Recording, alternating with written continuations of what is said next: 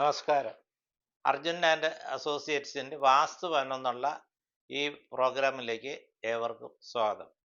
ഇന്ന് ഞാൻ ഏറ്റവും നല്ല ഒരു നാലുകെട്ട് ചെങ്ങന്നൂരിനടുത്ത് ആ, പെണ്ണുക്കര എന്ന് പറഞ്ഞ സ്ഥലത്ത് ഞാൻ ചെയ്ത ഒരു നാലുകെട്ട്, വളരെ വലിപ്പം കൂടിയ ഒരു നാലുകെട്ട് 2004 പണി കഴിപ്പിച്ച ഒരു വീടാണ്. അതിൻ്റെ വിശേഷങ്ങളാണ് ഞാൻ ഇന്ന് എല്ലാവരുമായിട്ട് പങ്കുവയ്ക്കാനായിട്ട് ഉദ്ദേശിക്കുന്നത്. ആദ്യം നമുക്ക് ആ വീടിൻ്റെ ഒരു എലിവേഷൻ, ആ വീട് എങ്ങനെയാണ് ഇരിക്കുന്നതെന്ന് നമുക്കൊന്ന് പരിശോധിക്കാം. ഇത് വളരെ വിശേഷപ്പെട്ട, അല്ലെങ്കിൽ വലിയൊരു തറവാട് അവിടെ നിലവിലുണ്ടായിരുന്നു. ആ തറവാട് പൊളിച്ചിട്ടാണ് ഈ വീട് പണിതിരിക്കുന്നത്. അത് വളരെ ഒരു അറിയപ്പെടുന്ന ഒരു ഫാമിലിയാണ്. അത് ചെങ്ങന്നൂരിൽ തന്നെ നവരത്ന എന്ന ഹോട്ടലിൻ്റെ ഉടമയുടെ വകയാണ്. അവിടെ വളരെ ആന വരെ ഉണ്ടായിരുന്ന ഒരു പിന്നെ തറവാട് വീടാണ്. ഇവിടെ നിലവിൽ ഞാൻ ചെന്ന സമയത്തൊക്കെ ആന അവിടെ ഉണ്ട്. അങ്ങനെയുള്ള വളരെ പ്രൗഢിയോട് കൂടിയ ഒരു തറവാട് വീടാണ് ഞാനിത് പൂർത്തിയാക്കിയിട്ടുള്ളത്.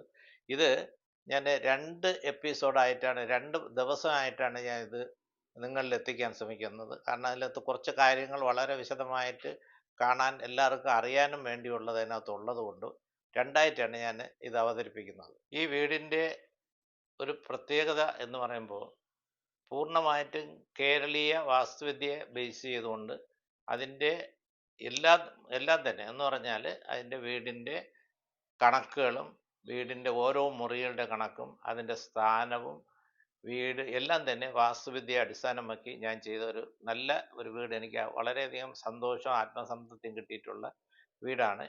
ഞാൻ പറഞ്ഞില്ല, എൻ്റെ പേരിൽ 2004 ചെയ്തതാണ്. ഇന്നിപ്പോൾ ഏതാണ്ട് 22 വർഷം എടുത്തിരിക്കുന്നു. ഇതിനിടയ്ക്ക് ഞാനൊരു 6 മാസം മുമ്പ് ആ വീട്ടിൽ സന്ദർശിക്കാനായിട്ട് ഒരാവശ്യമായിട്ട് പോയി. ആ സമയത്ത് എടുത്ത വീടിൻ്റെ ഇപ്പോഴത്തെ അവസ്ഥയും കൂടെ ഞാൻ എലിവേഷൻ നിങ്ങൾക്ക് വേണ്ടി അത് ഇതിനകത്ത് ഞാൻ കാണിക്കുന്നുണ്ട്. നിങ്ങൾ നോക്കൂ, കേരളത്തിൽ വാസ്തുവിദ്യ ഒക്കെ അവഗണിക്കപ്പെട്ട് കിടന്ന ഒരു സന്ദർഭത്തിൽ കേരളത്തിൽ ആദ്യമായിട്ട് ഒരു ആർക്കിടെക്റ്റ് നിലവാരത്തിൽ വാസ്തുവിദ്യയെ ഉയർത്തിക്കൊണ്ടുവരുന്നതിൽ ഞാൻ ശ്രമിച്ചിട്ടുള്ള ഒരു ആളാണ്.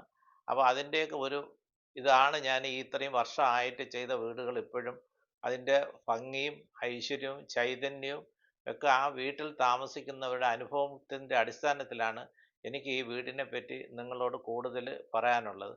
കാരണം ഇതൊക്കെ വാസ്തുവിദ്യ എന്ന് പറയുമ്പോൾ നമ്മൾ ഏതെങ്കിലും ഗ്രന്ഥങ്ങൾ നോക്കി കുറച്ച് പഠിച്ചിട്ട് അതിനെ എവിടെയെങ്കിലും ഇരുന്നും കൊണ്ട് കന്നിമൂല എന്ന് തെക്ക് പടിഞ്ഞാറെന്നും അതിൻ്റെ ഈ ഓരോ കാര്യങ്ങൾ പറയുന്ന ആ ഒരു പ്രവണത ഇത് കൂടി വരും. നമുക്കൊന്നും ചെയ്യാൻ പറ്റില്ല, കാറ്റടിക്കുന്നത് വേലി കെട്ടാൻ പറ്റില്ല.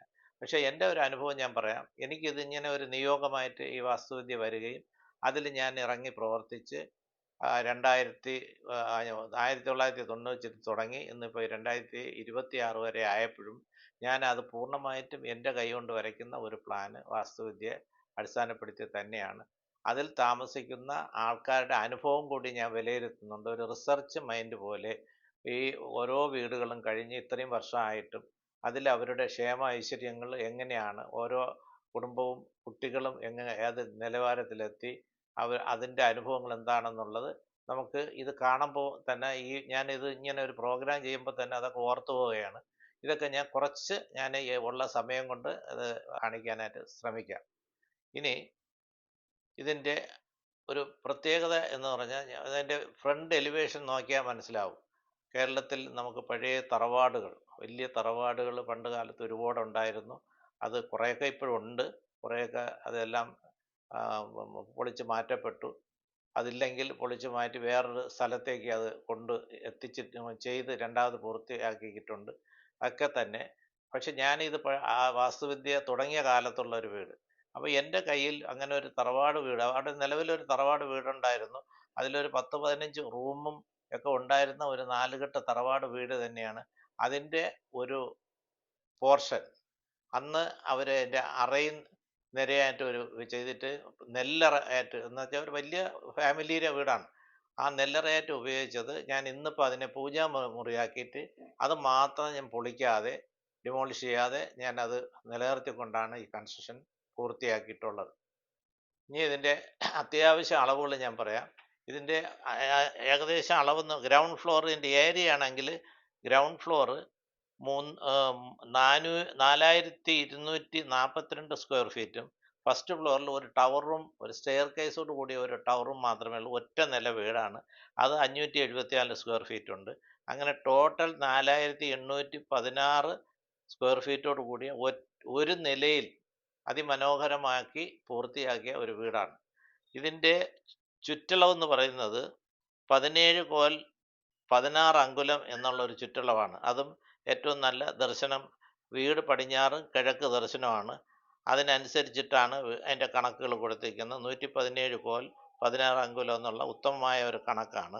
ആയം 5ഉം വ്യയം 3ഉം അങ്ങനെയുള്ള ഒരു കണക്കാണ് അതിനകത്ത് കൊടുത്തിട്ടുള്ളത്. കൂടാതെ കോർട്ട്യാർഡ് 4 കോൽ 2 അങ്കുലം 4 കോൽ 2 അങ്കുലം എന്നുള്ള 16:8 കണക്കാണ്. ദ്വജയോനിയുടെ കണക്കിലാണ് അതിൻ്റെ കോർട്ട്യാർഡും കൊടുത്തിട്ടുള്ളത്. ഇതിനകത്ത് ആകെ 5 ബെഡ്റൂമാണ് മൊത്തത്തിലായിട്ട് ഉള്ളത്.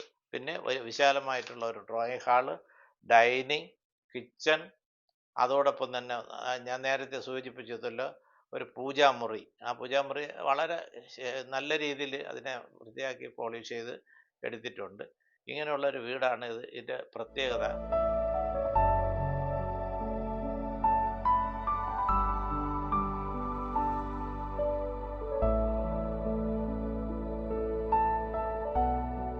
ഇതിൻ്റെ ഓരോ കാര്യങ്ങൾ നമ്മൾ നോക്കിയാൽ ഇതിൻ്റെ ആദ്യം തന്നെ വന്ന് കയറുമ്പോൾ ഒരു നീളത്തിനുള്ള ഒരു വരാന്ത.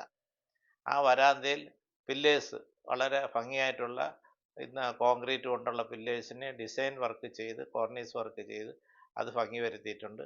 അതോടൊപ്പം തന്നെ അതിൽ നിന്ന് നടന്നിറങ്ങുന്ന ഇതിൻ്റെ ലാൻഡ്സ്കേപ്പിങ്ങും ഒന്നിനൊന്ന് മെച്ചപ്പെട്ട രീതിയിൽ വിശാലമായിട്ടുള്ള ഒരു ഗ്രൗണ്ടിലാണ്, ഏതാണ്ട് 4 ഏക്കറോളം ഉണ്ട് ഈ വസ്തു. അതിലാണ് ഈ വീട് പണിതിരിക്കുന്നത്. അതിനോട് ഒരു പടിപ്പുരയുണ്ട്. ആ പടിപ്പുര നോക്കിയാൽ അതും അറിയാം, കേരളീയ ശൈലിയിലുള്ള ഒരു പടിപ്പുരയാണ്. പിന്നെ നേരെ നമ്മൾ കയറുന്നത് ഒരു ഡ്രോയിങ് ഹാള്. ആ ഡ്രോയിങ് ഹാളിൽ അതിനോട് അന്ന് ഞാൻ ചെയ്ത സമയത്ത് ആ വീടിന് അനുയോജ്യമായിട്ടുള്ള ഫർണിച്ചർ ഡിസൈൻ ചെയ്ത് അത് ചെയ്തിട്ടുണ്ട്. അതിൻ്റെ ഓരോ പാർട്ടും അങ്ങനെ തന്നെ. ബെഡ്റൂം ആയിരുന്നാലും ഡൈനിങ് ഹാളായാലും കിച്ചൺ ആയാലും എല്ലാം തേക്കും തടിയിലാണ് കംപ്ലീറ്റ് അതിൻ്റെ വർക്ക് പൂർത്തിയാക്കി കൊണ്ടുപോയിട്ടുള്ളത്.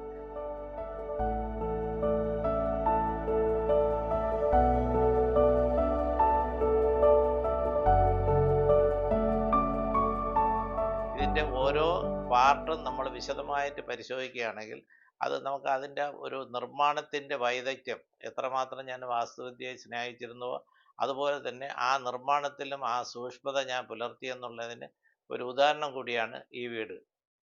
ഇതിൻ്റെ വീടിനെ നമ്മൾ ഒന്ന് നേരിട്ട് നമ്മൾ വിലയിരുത്തുകയാണെങ്കിൽ നമുക്ക് നോക്കൂ, ആ ഫ്രണ്ട് നെല്ല് വളരെ വിശാലമായിട്ടുള്ള ഒരു മുറ്റം, അതിലൊരു മനയുടെ കണക്ക് തിരിച്ചിട്ടുണ്ട്, ഒരു പടിപ്പുരയുണ്ട്. പിന്നെ ഞാൻ ചെയ്തതെന്ന് പറഞ്ഞാൽ അതിൻ്റെ വടക്ക് വശത്തായിട്ട് പ്രത്യേകിച്ചൊരു ഔട്ട് ഹൗസ് പണിതിട്ടുണ്ട്. അത് അവരുടെ ആവശ്യപ്രകാരം ചെയ്താണ് ഈ വീടുമായിട്ട് കണക്ട് ചെയ്ത്. അവർക്ക് ഒരുപാട് അങ്ങനെയുള്ള കാര്യങ്ങളുള്ളത് കൊണ്ടും ഈ ഡ്രൈവേഴ്സും അവരൊക്കെ വരുമ്പോഴത്തേക്ക് താമസിക്കാനുള്ള കണക്കാക്കിയിട്ട് ഒരു ഔട്ട് ഹൗസ് ഉണ്ട്. പിന്നെ ഏറ്റവും എടുത്തു പറയേണ്ട ഒരു സവിശേഷത എന്ന് പറഞ്ഞത് ഇതിൻ്റെ നിർമ്മാണ ശൈലി തന്നെയാണ്. അതിൻ്റെ കൂടുതൽ വിശേഷങ്ങൾ അടുത്ത ലക്കത്തിൽ ഞാൻ പറയാം. എങ്കിലും അത്യാവശ്യം ഞാൻ ഒന്ന് സൂചിപ്പിക്കാം. ഇതിൽ മുഖപ്പുകൾ വന്നിട്ടുണ്ട്, 4 കെട്ടിൻ്റെ മുഖപ്പുകൾ. അത് ഒരു പഴയ മുഖപ്പ് തടി കൊണ്ടുള്ളത് എനിക്ക് അവിടെ നിന്ന് അതിൽ ഉണ്ടായിരുന്ന ആ വീടിൻ്റെ ഒരു മുഖപ്പിൻ്റെ അതേപോലെ യാതൊരു വ്യത്യാസമില്ലാതെ കൊത്തുപണി ചെയ്ത് വളരെ ഭംഗിയാക്കി പോളിഷ് ചെയ്താണ് ഈ കാണുന്നത്. ഈ മോപ്പുകളെല്ലാം ഒന്നും തന്നെ പഴയതല്ല, അത് എല്ലാം പുതിയതായിട്ട് ചെയ്ത് കൊത്തുപണി ചെയ്തതാണ്. പിന്നെ അതുപോലെ തന്നെ അതിൻ്റെ ചുറ്റുമുള്ള വരാന്ത, അത് ഒരു നല്ല ഒരു രീതിയിലുള്ള വരാന്ത അതിനകത്തുണ്ട്. അതോടൊപ്പം ഈ ചരിഞ്ഞ റൂഫ്, ഒറ്റ നിലയാണെങ്കിലും അതിഗംഭീരമായിട്ടുള്ള ഒരു പിന്നെ രീതിയാണ് അതിൻ്റെ എലിവേഷനിൽ ഞാൻ കാണുമ്പോൾ. നമുക്ക് ആരായാലും ആ ഒരു വീട്ടുമുറ്റത്തൊന്ന് കയറുമ്പോൾ ഒന്ന് നോക്കിയിട്ടേ അതിനകത്തോട്ട് കയറുള്ളൂ.